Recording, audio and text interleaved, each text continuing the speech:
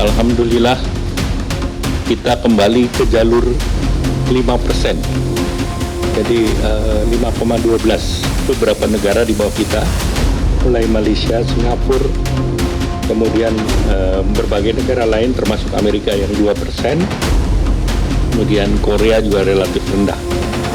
Sehingga di antara negara G20 dan ASEAN kita salah satu yang tertinggi.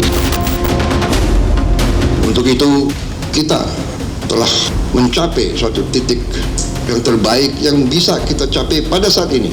Saya terima kasih dengan tim ekonomi kita. Saya terima kasih saudara-saudara bekerja dengan tim sebagai tim yang baik.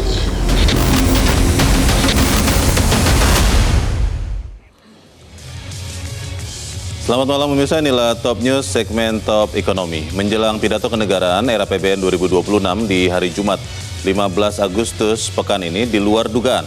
Pertumbuhan ekonomi nasional kuartal kedua 2025 melesat naik tajam dibandingkan periode yang sama tahun lalu. Menurut Badan Pusat Statistik atau BPS, pertumbuhan ekonomi kuartal kedua 2025 mencapai 5,12%, tertinggi dalam 2 tahun terakhir. Kuartal kedua tahun ini Indonesia bersama dengan Tiongkok, Vietnam, dan Filipina mencetak lompatan pertumbuhan ekonomi signifikan. Data ini sangat berbeda dengan analisis pesimistis sebelumnya. Apa yang sebenarnya terjadi dengan perekonomian Indonesia dan seperti apa gambaran ekonomi di era APBN tahun 2026? Pemirsa, inilah Top News segmen Top Ekonomi bersama saya, Leonard Samosir.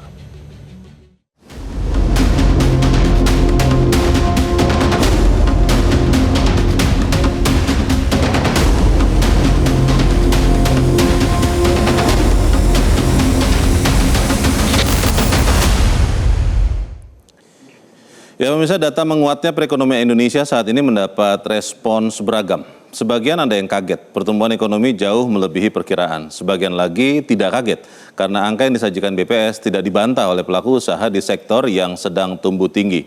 Kita melihat berdasarkan laporan BPS tanggal 5 Agustus lalu, ekonomi Indonesia triwulan pertama tahun 2025 terhadap triwulan kedua, triwulan kedua tahun 2025 terhadap triwulan kedua tahun 2024 mengalami pertumbuhan 5,12% year on year.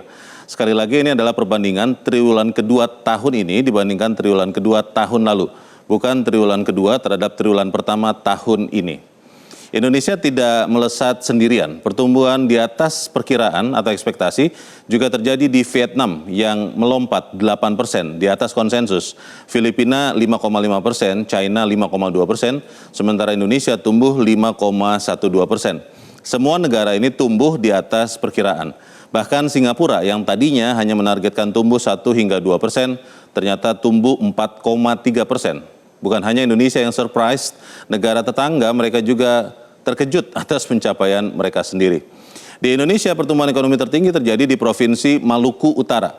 Di kuartal kedua tahun ini, Provinsi Maluku Utara tumbuh 32,09%.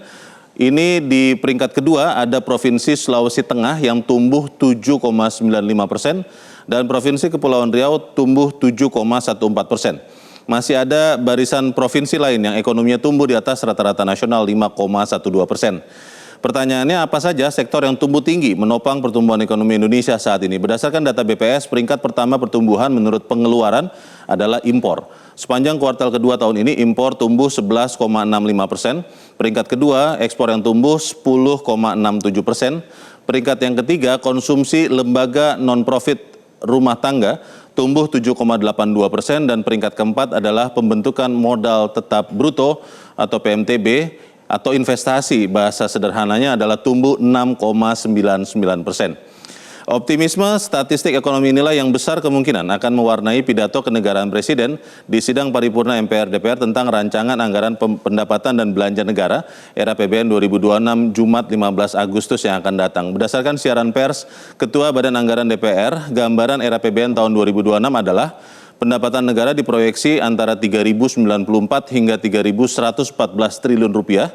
Kemudian belanja negara diperkirakan 3.800 hingga 3.820 triliun rupiah. Sehingga defisit APBN terhadap produk domestik bruto atau PDB diperkirakan akan mencapai 2,53% atau itu sekitar 706 triliun rupiah.